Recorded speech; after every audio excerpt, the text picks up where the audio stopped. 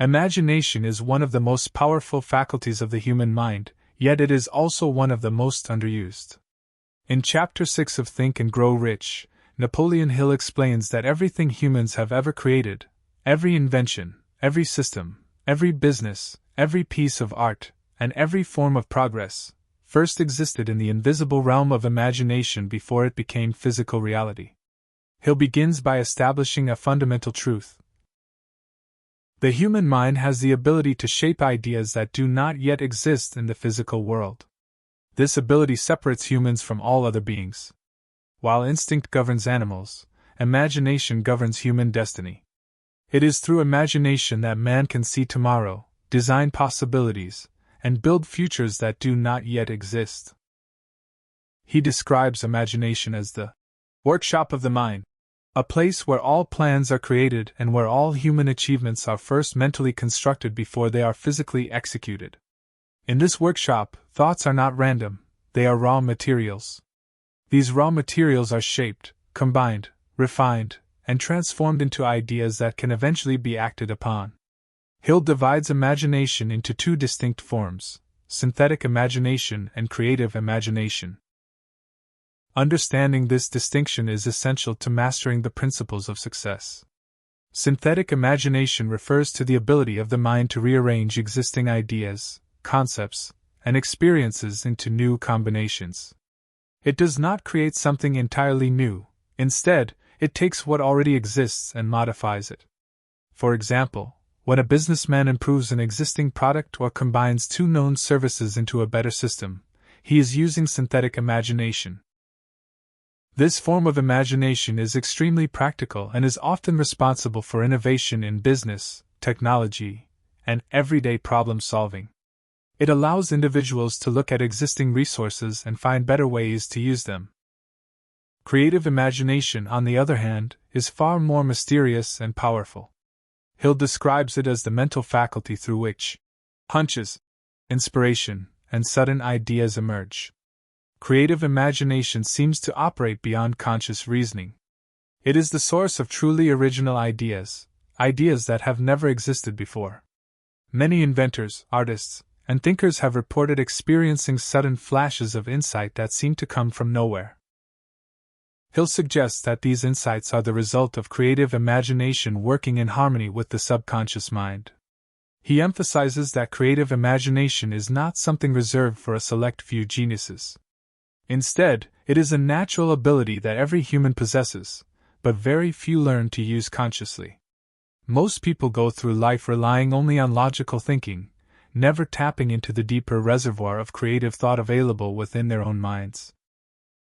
One of the most important ideas in this chapter is that imagination is the starting point of all wealth and success. Before a person becomes wealthy in the physical world, they must first become wealthy in imagination. A person must be able to see themselves as successful before success can manifest externally.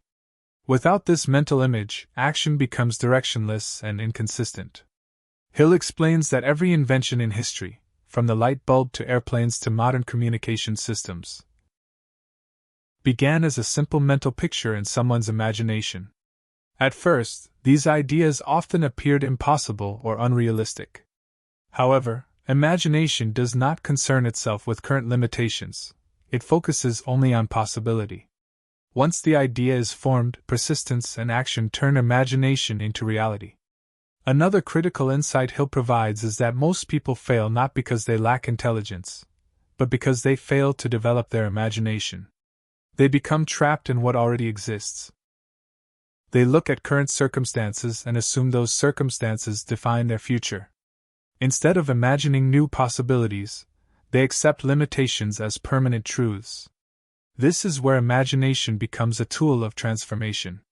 When a person begins to consciously imagine a different reality, whether financial freedom, personal success, or improved lifestyle, they begin to shift their mental framework. Over time, this mental shift influences behavior. Behavior influences decisions. Decisions influence outcomes. And outcomes eventually reshape reality. Hill also highlights the relationship between imagination and desire. A strong desire alone is not enough to produce success. Desire must be given shape through imagination. Without imagination, desire remains abstract and directionless. With imagination, desire becomes a clear mental picture that can be pursued with focus and intention. For example, someone may desire wealth, but unless they can clearly imagine what that wealth looks like, how they will earn it, what it will feel like, how it will change their life, the desire remains weak and ineffective. Imagination gives structure to desire, and structure leads to action. Another important point in this chapter is the idea that imagination can be developed and strengthened through practice. Just like a muscle becomes stronger with exercise, the imagination becomes more powerful when it is used regularly. Most people allow their imagination to remain dormant, using it only for daydreaming or entertainment. Hill encourages the reader to consciously engage their imagination in goal setting and problem solving. He suggests that individuals should regularly visualize their goals in detail. This includes not only seeing the outcome but also emotionally experiencing it. The more detailed and emotionally intense the visualization, the stronger the impression on the subconscious mind. Over time, the subconscious begins to accept this imagined reality as a goal to be achieved, influencing thoughts and behavior accordingly. Hill warns, however, that imagination is neutral. It can be used for creation or destruction.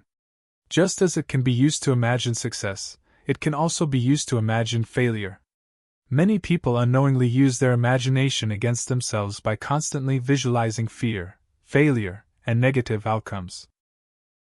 This leads to self-doubt, hesitation, and ultimately, failure in action. Therefore, mastering imagination also means controlling mental imagery.